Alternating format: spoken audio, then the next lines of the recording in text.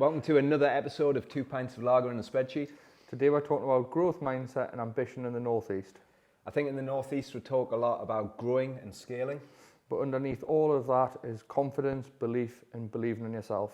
Today we're joined by Jamie Hardesty from Sunderland Software City. James Katirai from NEL Fund Managers. Naomi Allen Seals from Northstar Ventures. Together we'll explore where the region's doing well, where we need to improve and how we'll build some real momentum for 2026.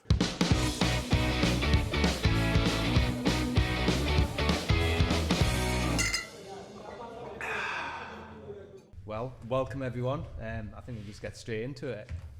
Today we're talking about ambition in the Northeast, what growth mindset really means to a Northeasterner and our economy.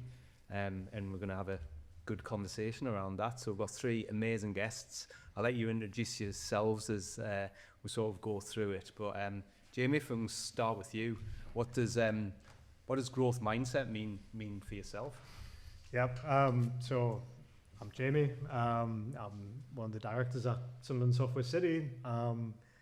We exist as an organisation to help grow the tech sector in the region. So I'm in a very fortunate position where I work with a lot of entrepreneurs, a lot of founders, a lot of operators of tech companies who are all incredibly ambitious. So it's a lucky role to have. So I think growth mindset sort of through that lens and in that sort of high potential startup world is all about creativity, innovation, doing things differently, be that, creating and developing your own unique IP or solving problems, whatever it might be. I think you have to have that openness to succeed and to thrive. On a personal level, as you know, John, I'm a massive geek, so I know that. Not as big as you, well, no, that's true. Yeah, look, the phrase is like rooted in sort of human psychology, isn't it? And I know there's been various works and books written for a good sort of 20-year period, I would imagine, with the phrase. But going back further, I'm sure you could track it back to like sort of the Romans and Stoicism and whatnot. But I think, just the idea of sort of controlling what you can control and sort of looking internally and inwards and just continuously developing and trying to better yourself. And I think that's something I hope to try and do. Yeah, and they're all words that are associated with the Northeast, aren't they? You hear them over and over again, sort of, that word innovation and resilience and curiosity, and things that we do really well historically over our region.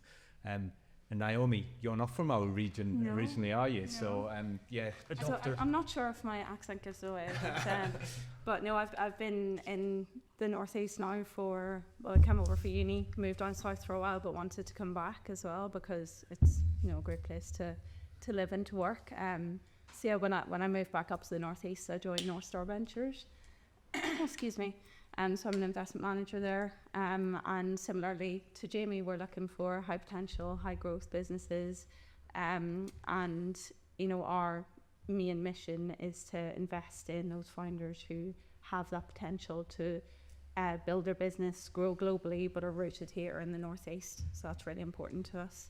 And I think for me, growth mindset is all about striving for kind of consistent progress over perfection.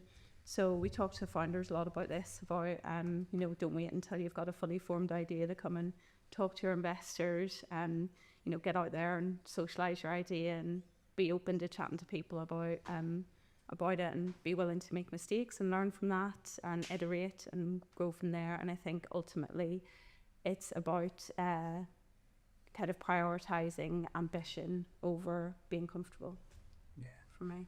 And you're working with like a lot of early stage businesses, largely sort of in the technology space, I suppose, in the Northeast. And James, you're probably working with later stage businesses and across all niches, or have I got that completely wrong? Probably. No, we work from everything from early stage, startups essentially, up to established trading businesses that have been there for for tens of years, sometimes even 100 plus years. Right. So James Katirai, Head of Investments at NEL Fund Managers. We operate 2 British Business Bank funds, the Smaller Loans Fund, which provides debt for 25k to 100k, then the Debt Fund, which is 100k to 2 million. Yeah. We do everything from MBOs, MBIs, working capital, you kind of name it, really. All words I've got no idea. Yeah, about. good acronyms. Love acronyms. It's all right. I've got a growth mindset, so I'm curious to know what they're all about. We can do a session after on them. Yeah, my wife always tells me off for that, which is, and I still haven't learned. So what does a growth mindset mean for me? I guess it's similar to what these two have said. It's around being open to bettering yourself, being open to developing ideas, being open to kind of supercharging what you do every day. Yeah. From my own personal point of view, it's always kind of listening and taking on board things about how I can make myself better and how we at NEL can do things better. That's cool. So what you, the three of you, seen in the Northeast from a, I guess, growth mindset point of view? What progress is the Northeast making? What's standing out? I can go if you want. Go on, Jimmy. I think I'd probably look at it through sort of 2 lenses. I think, you know, the three of us clearly work with a lot of entrepreneurs, innovators, creators, all of the time, and so you've kind of got your sort of your dichotomy there, which is at the sort of forefront of of change, right? So in terms of growth mindset, you see maybe the new face of the Northeast, and by which I mean people who are thriving in the knowledge economy and like creating jobs in industries that perhaps didn't previously exist. I think a bit more widely, and I don't mean in the niche of a technology sector or technology vertical here, but I think a bit more widely. I think certainly when I grew up and kind of looking at sort of my family and my family history, so my granddad worked and built ships, my mum has worked at a bank and a post office. I think you kind of grow up in the region thinking that we're quite hard done by, and thinking that, you know, it's government's fault, or, you know, we hate Thatcher because she closed down the mines in the 1980s. Possibly even the Romans, who knows? Well, right, exactly, right. But I don't know, I think we're a humble, resilient sort of folk in nature who work incredibly hard and are incredibly earnest, which was fantastic. But I think I can only speak for myself, but grew up probably angry, right? Like thinking like, you know, I'm almost like a victim of circumstance. We do a really good job, and certainly the business and professional community now in the region. And I don't know if it's by design or if it's just culturally, but I feel that's changing now. So I think that those like old tropes of kind of like, you know, the Northeast is this or the Northeast is that. I honestly think there's like a wave of reinvention, and I hope that doesn't sound cliched, but I really, and I don't know if I've drank the Kool-Aid a bit too much, but I do honestly, I feel outside of that niche high growth world that we're all accustomed to. I think just the general, we're seeing the region change, right? You know, you go to Oosburn and, you know, there's some fancy places to eat, or there's like cool places to drink. There's, you know, cool kind of like pottery and creativity areas and music venues. It's the same here in at the coast, right? Like, I think the generation that we're in now, no offense, John, I know you love all that, but I think we're living through the change, and it's more optimistic. And sorry, I've talked a lot. I'd agree, right? I moved to London in 2009. Yeah. And when I came back home in 2019, there was an absolute step change in absolutely everything. Yeah. You know, better restaurants, better bars, kind of better culture, better, you know, just absolutely everything. And I think it is that mindset, and people have a bit more ambition now than I think they did when I was growing up. Yeah. Makes me sound really old. I'm only 39, so and it's a great thing. You know, you see so many kind of like innovation hubs, the stuff they're doing in Sunderland. My dad now lives in Sunderland. I always said I'd never go near the place, but it's absolutely, sorry, cut that. It's absolutely brilliant around there now. It is genuinely. The council are doing an absolutely cracking job. Yeah. They're investing loads in the city centre. You know, there's loads to do, leisure activities. It's a fantastic place. And there's always that rivalry between, you know, north and south of the river, but what they're doing now in particular is absolutely spot on. And as a result, it changes people's attitudes, and it makes them think, oh, I can go and start this business. I can go and do that. I can bring in investment from outside of the area, and it breeds confidence. Yeah. It kind of gets rid of the chip on the shoulder of the region that you alluded to earlier. I'm very quick point, because I'm sure that's a great segue. You talk about the Sunderland Venture Fund, but I honestly, like, you need to see it to believe it. You need to see people who are a bit further ahead than you are to kind of raise that attainment level and think, right, I can do that. You know, that's possible. It exists, and I've got loads of examples in my life of that. But I think sometimes we are too hard on ourselves as Northeasterners, and you know, the humble stuff is great and all of that, but I think there's a collective shared responsibility that people do naturally, and I think this is our region's superpower, where they want to give back. You know, whenever I ring you or I have over the years, and can you help me with this, or can you intro me to this person, like, you know, you never expect anything back, right? And I think that's the collective growth mindset of the region. I think we know where we are, we know where we can be, and I honestly think people just naturally kind of pay it forward. Not everyone, you know, I'm not saying about this altruistic folk or anything, but I think you don't see that in other geographies. Anyway, sorry, David. Oh, I just can't believe someone brought up Sunderland before me. Before you. Oh, no, they're doing a brilliant job. Yeah, no, it's incredible. I think and like you say, the ecosystem coming together, and you know, council, infrastructure, everything that's happening. It's just, it's a great place to kind of start and scale businesses now as well. And I think, you know, we've seen a lot of investment.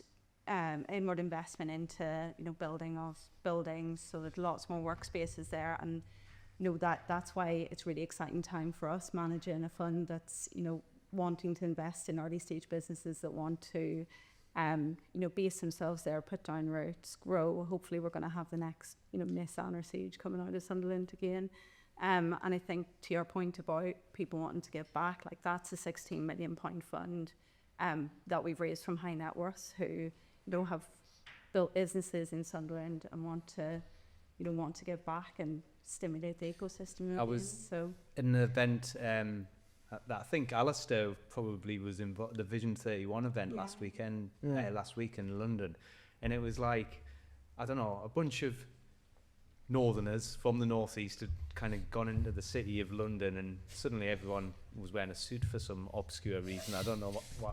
Apart from you. Apart from me, yeah. I was T-shirt and shorts. Yeah, pretty much, yeah.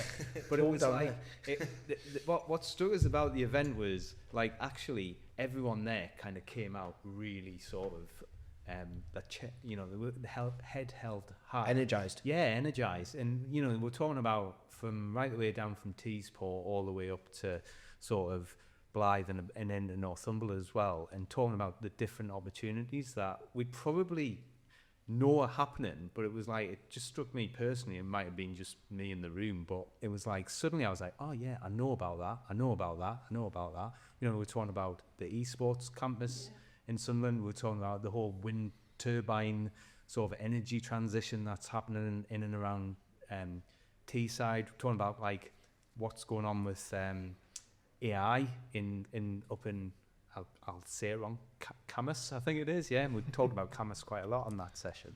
And, you know, that I think sometimes we don't really celebrate what we're doing. Maybe that is down to our sort of humbleness as a region, or maybe we just don't join the dots because Newcastle still isn't parochially friends with Sunderland and Middlesbrough is miles away. I don't know what's everyone's thoughts on that. I mean, we're self-depreciating, aren't we? So Yeah.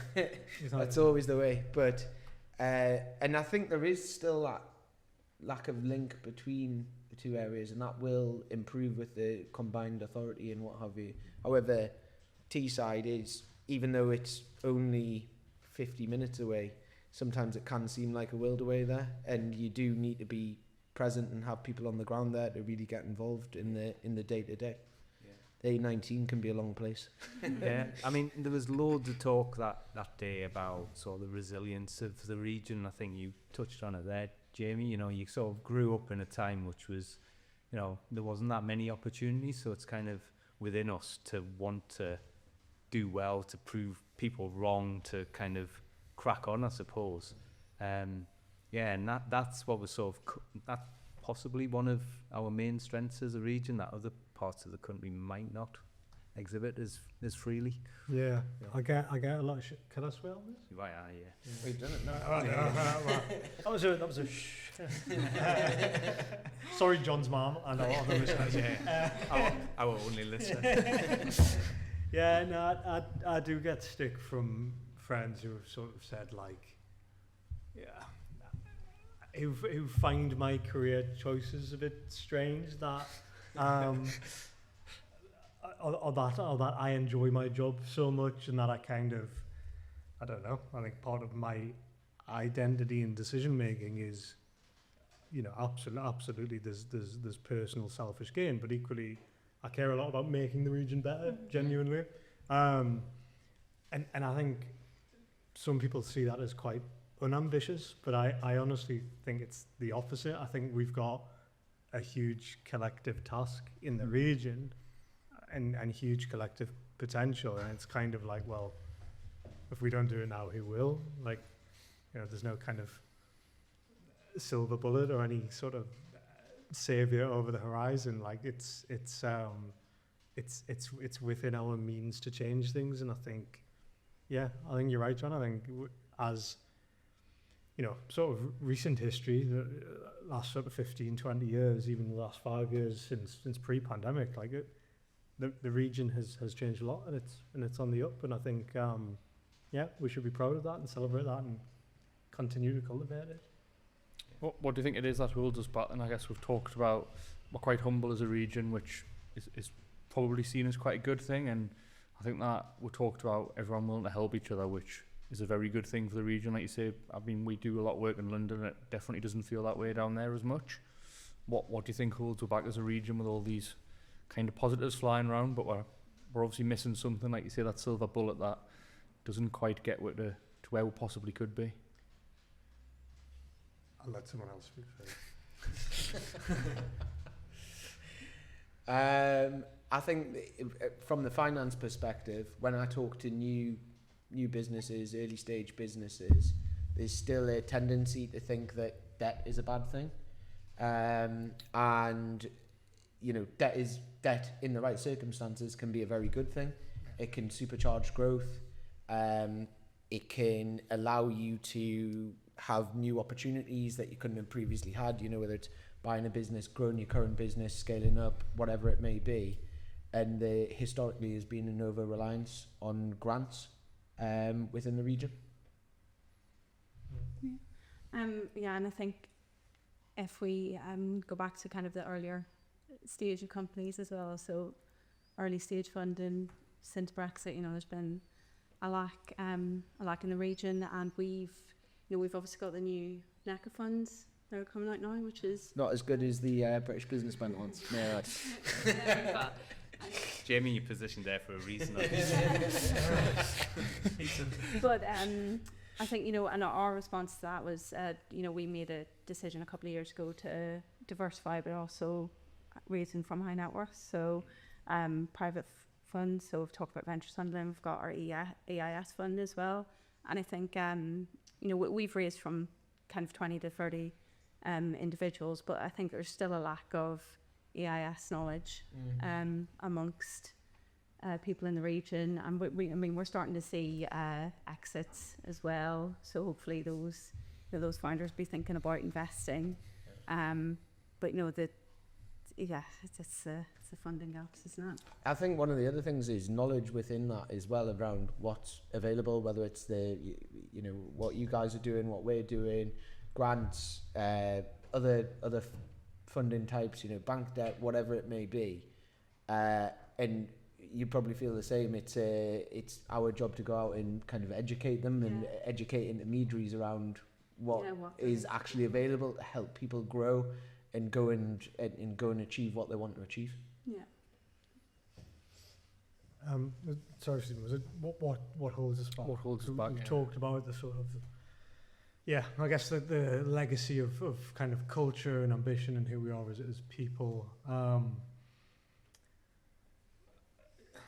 Geography to talent density, there's 2.7 million people in the region. I think of the economically active, or those people who could be in employment, it's something like 25 to 28% are unemployed, which is a hell of a lot. So when you think of it as a numbers game, there's more people in and around Greater Manchester than there is in the entirety of the Northeast. So you kind of it's very difficult for an area of lower population density to punch above its weight so much so that it can not just compete but outshine other localities and other geographies. It's a difficult thing to do. So I think we kind of fewer people, which means sort of a weaker business density, which weakens your chances for success. Like I think in the tech sector we talked about the need for a big exit for a long time to really kind of galvanize the ecosystem. We've not quite had that sort of through that tech sector lens. Equally, we are in the top right-hand corner of the nation and far away from the capital, and there's fewer networks. I'm sure if we were sat in Palo Alto right now, there'd be several Blu Sky podcasts happening at the same time. Not as good as this one. So there's what I mean to say in all seriousness. Stop being facetious, Jenny. There's fewer opportunities, right? There's fewer sort of, I guess, like bubbling catalysts happening at the same time, which again makes things harder. But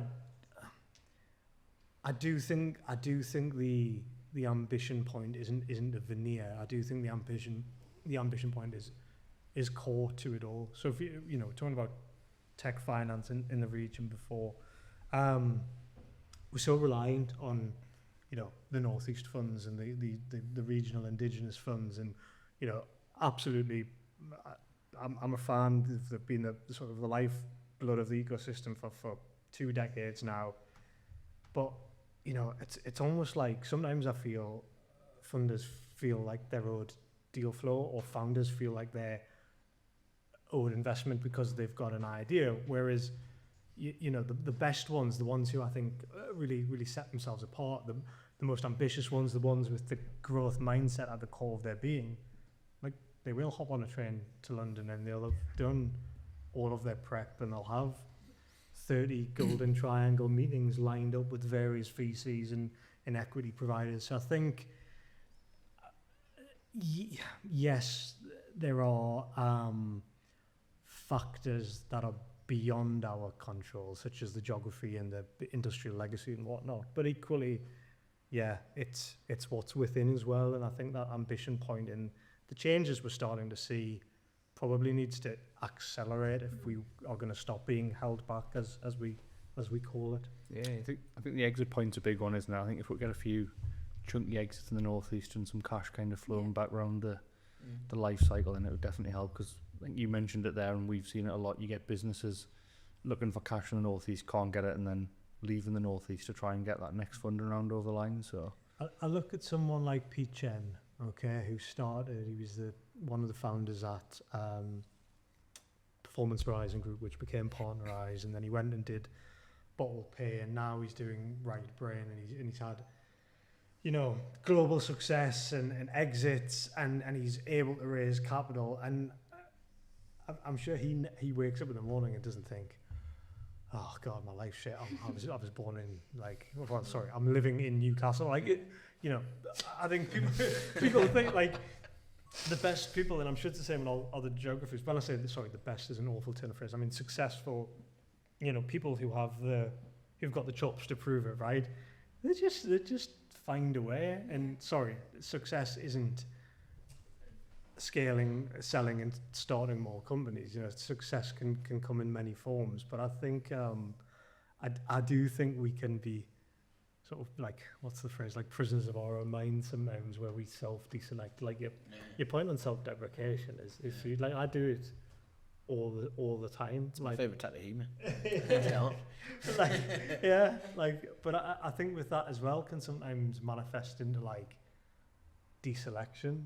I like, you've done your homework, you've done your research on something, you've made an opinion, you've made a decision, you're pursuing that decision, but then I don't know, maybe it's just me, but sometimes I think, oh God, am I good enough to be doing this? Is this the right thing? Even though I've done all of the thinking required to know it probably is the right thing that I'm doing. But going out and socialising it and talking to other people about it, I think that's the thing that if once you get across that and you start making those kind of small iterative, progress on it, and kind of grow from there. That's what it's all about, isn't it? Is kind of getting out of your own head. And there's probably as a region a bit of imposter syndrome running through it, and then there's this like I'm sorry, I'm ambitious. It's not like you're almost like don't feel like the norm if you're ambitious, like waiting for someone to shoot you down. I suppose kind of runs through our culture a little bit as well. Yeah, that's very, very true. Yeah. I mean, I'm sitting here now thinking, just said imposter syndrome on a podcast, but it's like we've everyone has that, and I think as a region we've probably got more than others. That's my opinion, though. Steve, keep the questions coming. Well, I guess you've talked about imposter syndrome there. Do you think that's the big mindset shift that needs to change to move things forward? Is there anything else that we could make a big change on? We've touched some of it there, but is there one big thing that we could change? I think you touched on like the mindset thing there. If you look at like we've got a few clients that have got American backers and stuff, and just got a different mindset completely to the UK, never mind the Northeast. They're very shouty about what they can do well, and English people a bit more reserved in that respect. And then you've got the Geordies and the Northeasterners again, who are probably a step back again, and don't necessarily they kind of quietly get on with it. And in tough times, I think that makes them a bit more resilient, to tell you the truth. And we've seen that over the last few years. But then maybe it doesn't allow you to necessarily feel it gives you that imposter syndrome when going on to push on to the next level with the growth. I mean, every day. I think slightly different to that is this sort of idea around like self-determination as well. I think sometimes in the region, and again possibly due to that legacy of being a bit cut off and secluded and having all of the kind of the hard working credentials that we do. So again, through the lens of like the tech sector in my industry, I think sometimes we think we can do it all ourselves. And I think, yes, okay, that could be construed as a strength in some quarters, but equally it can be a bit limiting as well. There's some super smart people in the Northeast, but equally there's some super smart people out, here, there, and everywhere, and we live in a global world, and we can access them. I think, sometimes I think the region equally can be a bit of a bubble, and I think you touched on it before, John, right? Sometimes peering above or getting out of that bubble can almost be a bit like getting beyond your station, and almost being a bit of like, this is going to sound extreme, but almost like being a bit of a class trader or a regional trader by kind of, pursuing other things, you know, other ideas, other locations, other people. Yeah, I don't know if that makes sense, but I think it's similar. I think it does, and I think, you know, when you get on the train to London, there's loads of people on a covert mission. You know, oh, I'm leaving the region for like 2 or 3 days, and it feels like, oh, well, so what? You're only going like, I don't even know how far it is, 200 or 300 miles down the road. And in most countries, that's like a commute to work. So, yeah, for me, I think there is a bit of that, definitely. I think the other thing is, like, part of growth mindset for me is, like, if you look at someone else's success, what do you actually take from it?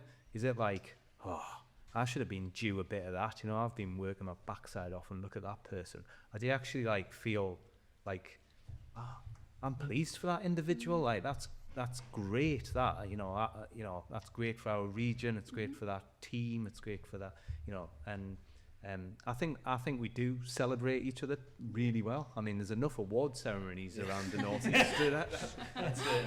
That's it.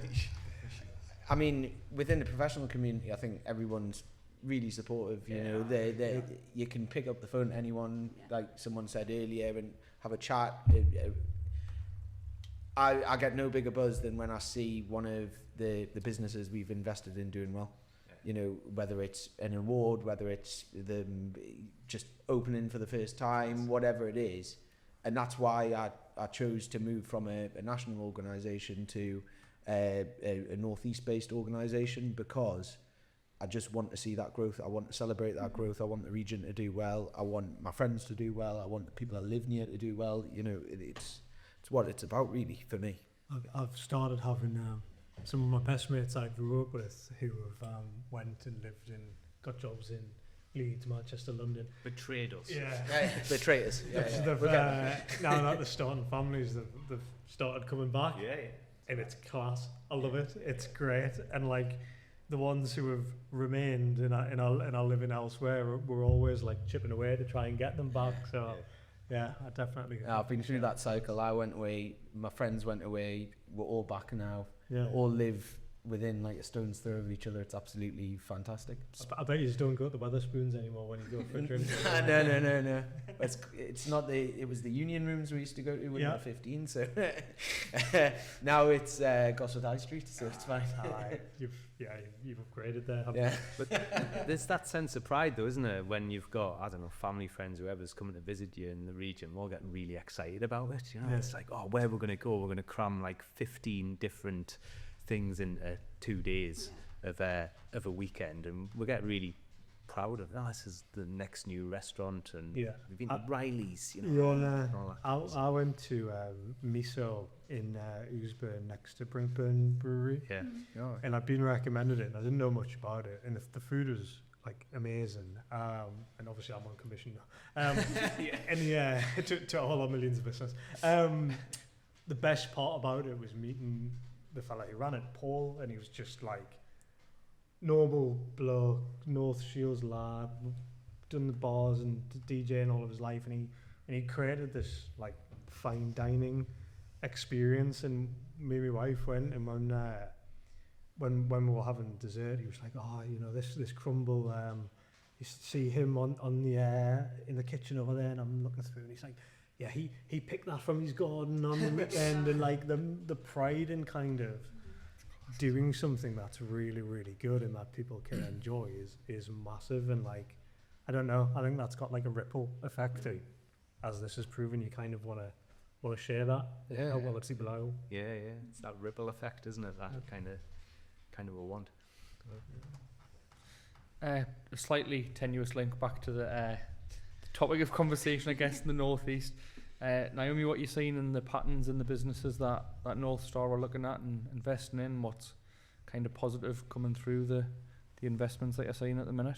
Yeah, so in terms of kind of, I chat a bit generally about kind of growth mindset and what we look for, because I think that's a really key part of it. So, I mean, we're generally investing in very early stage companies, and we often, get approaches from people with an idea. So at the kind of very early stages of that. And for us, it's all about people and team. And I think you made a good point earlier about, there's so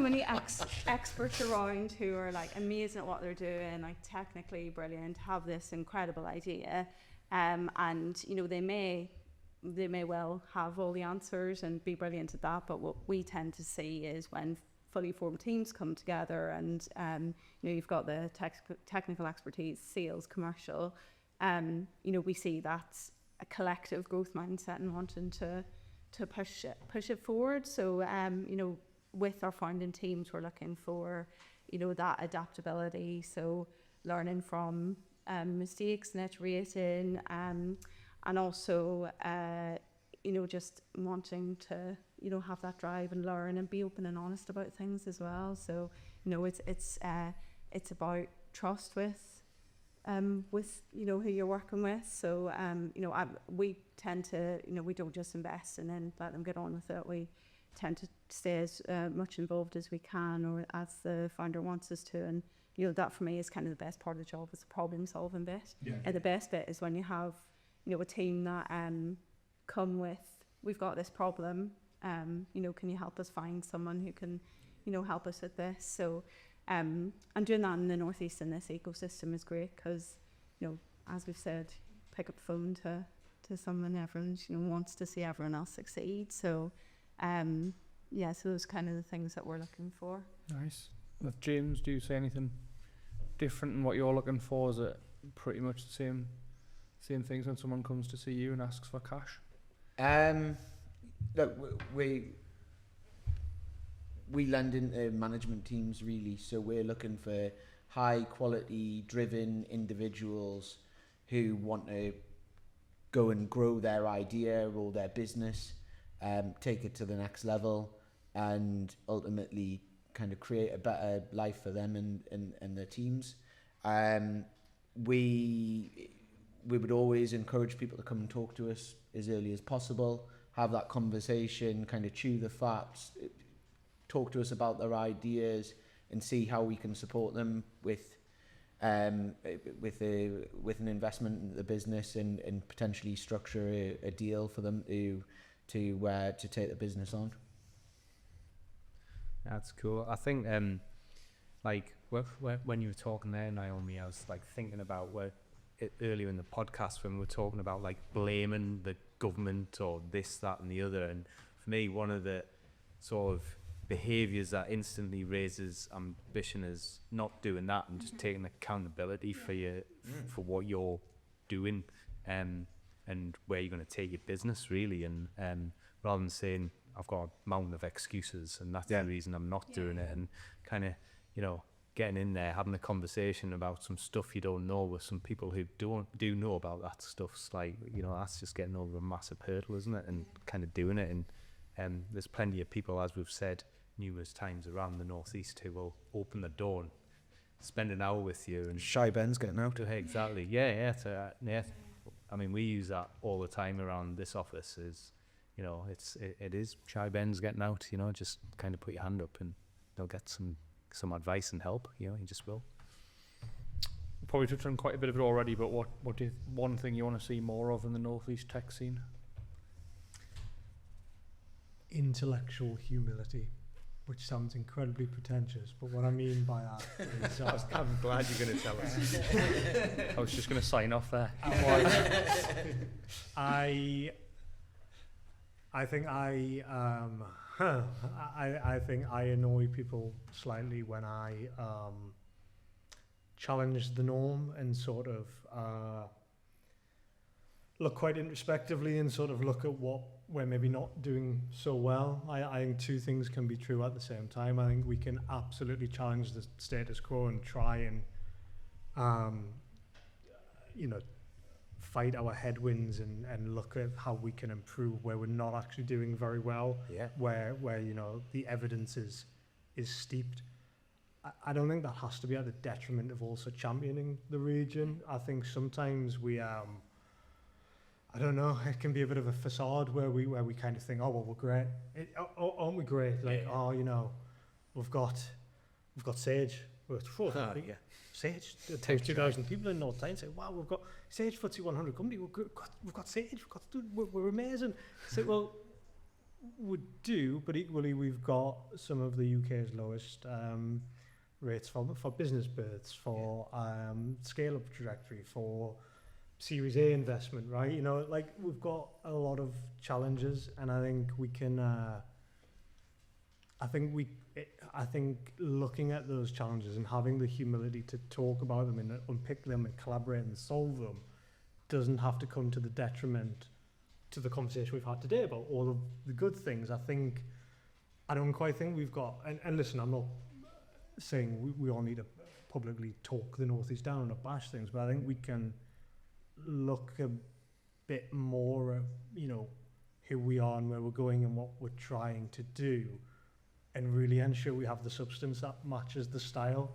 I think if we're going to unpick this legacy of being really earnest, hardworking, humble people who don't celebrate things enough, we've got a duty or a responsibility to equally make sure that we're continuing to roll our sleeves up and really sort of look at ourselves and think, you know, are we doing the right things? Do we have the right accelerator programs? Do we have the right funding options in the region?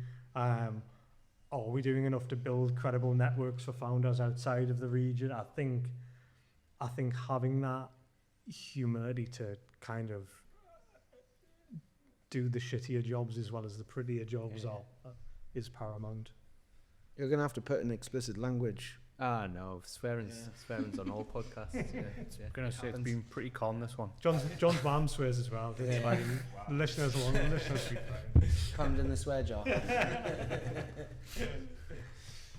Yeah, James, Naomi, what more do you want to see in the North East tech scene? I mean, looking for that big exit would be. Yeah. It's good. As we've talked about it at length here, so simulating everything else that's what would happen. So, yeah. What she said. I was in Edinburgh last week for an event, and I was walking through the kind of uni campus, and it was lush. And one of the big buildings was Skyscanner's HQ. And when they scaled and they had their exit, it was well documented, not just the founders, but a lot of operators in the company going on to not only start new companies, be that digital service agencies or product-based sort of scalable ventures. Equally, a lot of them did very well from it. So they suddenly became, not suddenly, but they gradually became angel investors and kind of built an ecosystem like within the ecosystem. And it was really interesting that their HQ was right next door to Edinburgh Futures, which is like the innovation arm of Edinburgh University.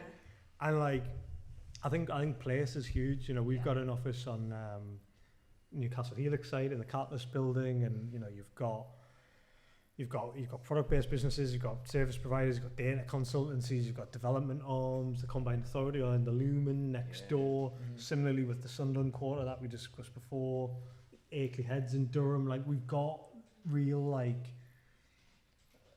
hubs of intersectionality across the ecosystem, and I think if we can connect up the hubs, there's something in that as well. So it's probably a cliche, but continuing to collaborate, but maybe strategically collaborate, I think goes a long way as well. Yeah, I agree. I think our time together is coming to an end, and thank God. No, this has been brilliant. I've really enjoyed it, and I'm just waiting for Steve's killer question that he. I was going to say, we always finish with what's your one bit of advice for someone listening who's in the Northeast tech scene? Jamie. Don't listen to me. Stay away from Jamie if you want to be positive. No, one bit of advice.